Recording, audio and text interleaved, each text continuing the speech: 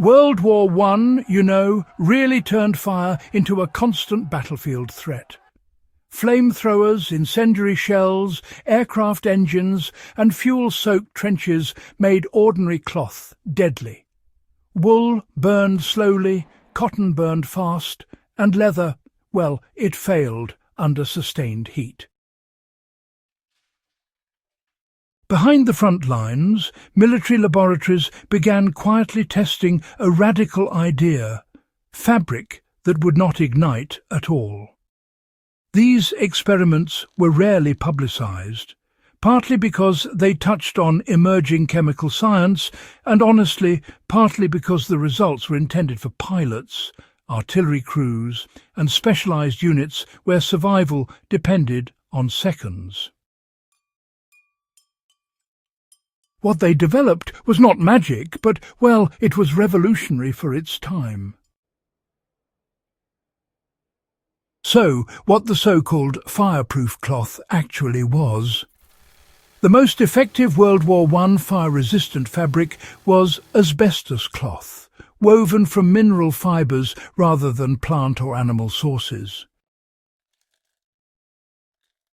Asbestos does not burn, melt or easily degrade under extreme heat. It could actually be woven into blankets, curtains, gloves and protective covers. Alongside asbestos, chemists also experimented with chemically treated cotton and linen, soaking them in salts such as ammonium phosphate, borax and alum. These treatments did not make cloth fireproof in the modern sense, but they made it self-extinguishing, meaning it would char instead of bursting into flame. Why these tests were kept quiet during the war? Fireproof cloth had strategic value. Aircraft cockpits lined with asbestos fabric reduced pilot injuries during engine fires. Artillery crews used fire-resistant covers to shield ammunition from sparks. Engineers lined observation balloons and fuel storage areas with treated cloth to slow ignition. Public knowledge of these materials could have encouraged enemy countermeasures or, revealed vulnerabilities. As a result, much of this work remained buried in technical reports and post-war industrial patents. How asbestos cloth performed where other materials failed. Asbestos fibres are crystalline minerals that withstand temperatures exceeding 1000 degrees Celsius.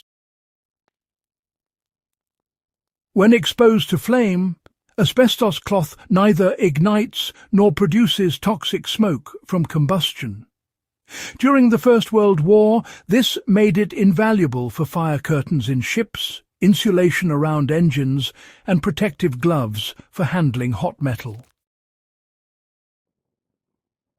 Soldiers reported that asbestos blankets could be thrown over small fires to smother them instantly. No organic fabric could match this performance. The dark side of what they did not yet understand. World War I engineers understood heat, but not long-term health. The microscopic fibres released by asbestos were invisible and, deadly when inhaled. Back then, asbestos was considered a miracle material, It would take decades before its dangers became undeniable. Still, this does not diminish the historical importance of the cloth, but it does help explain why the knowledge vanished from mainstream use and, honestly, why secrecy surrounded it even after the war. So, here's how chemically treated cloth worked when minerals were unavailable. Not all fire-resistant fabric relied on asbestos after all. Treated cotton was, in fact, easier to produce at scale. The cloth was soaked in a solution of fire-retardant salts, then dried. When exposed to flame, these salts released non-flammable gases and formed a protective char layer. This slowed burning long enough to prevent flash ignition. These fabrics were used in uniforms, tent liners and equipment covers where asbestos was impractical.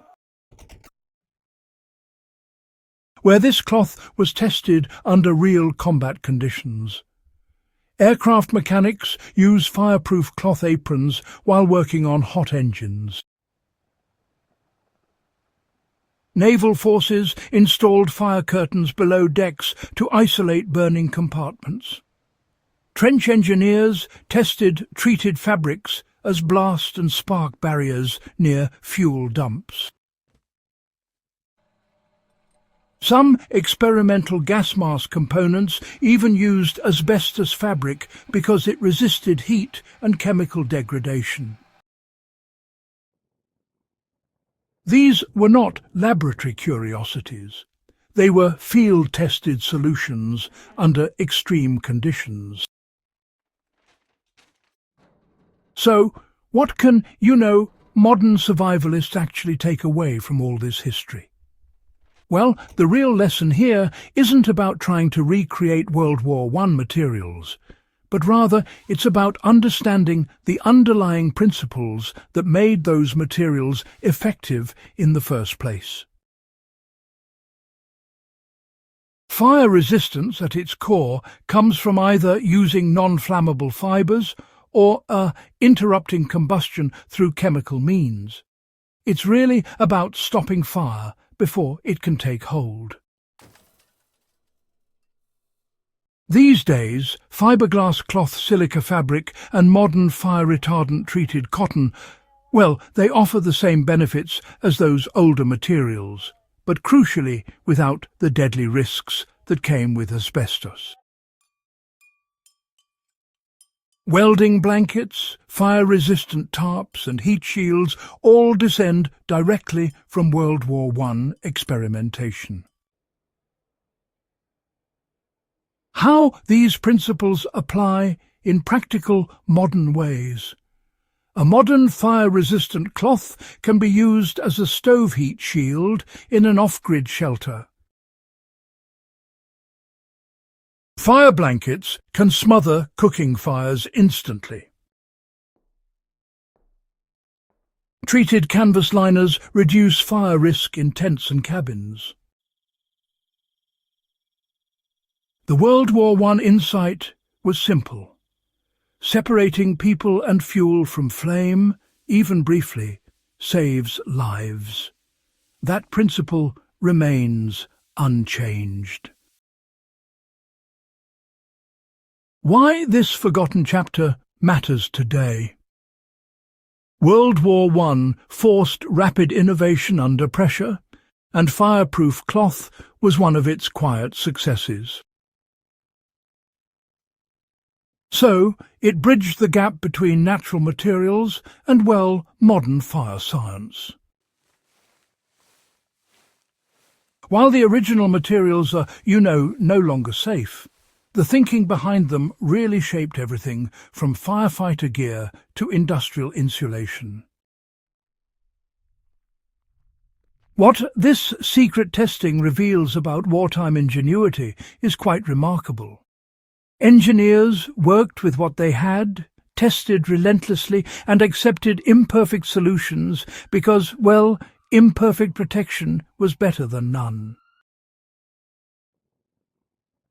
They understood that survival often depends on materials no one notices until, honestly, they fail. If you value deep historical knowledge that still informs real-world survival and design, subscribe to In the Beginning. Share this episode with fellow history buffs and preparedness-minded viewers, and help keep these overlooked lessons alive where they belong.